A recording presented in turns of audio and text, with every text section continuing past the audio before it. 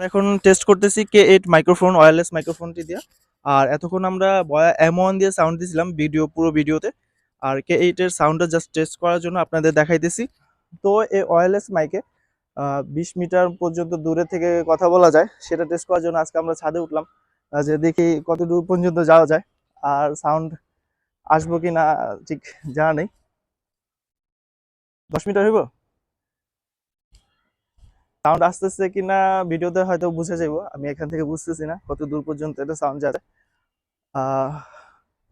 Hello hello, mike testing, hello. K8 wireless মাইক্রোফোনে 20 metre পর্যন্ত দূরত্বে এটা কথা বলা যায়। আর যত আপনি দূরত্ব থেকে কথা বলবেন তত ব্যাটারি চার্জ দ্রুত শেষ হয়।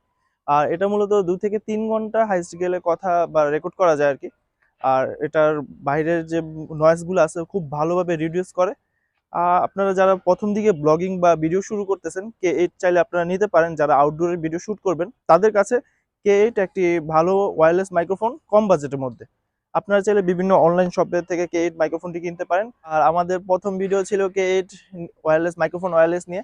আর এটার এক্সপেরিয়েন্স খুব ভালো ছিল। আপনারা চাইলে এটা ব্লগিং এর ক্ষেত্রে বা বিভিন্ন আউটডোরে ভিডিও শুট করার ক্ষেত্রে ব্যবহার করতে পারেন। তো আজকে ভিডিও এই পর্যন্ত ছিল। আল্লাহ হাফেজ, সবাই ভালো থাকবেন, সুস্থ থাকবেন।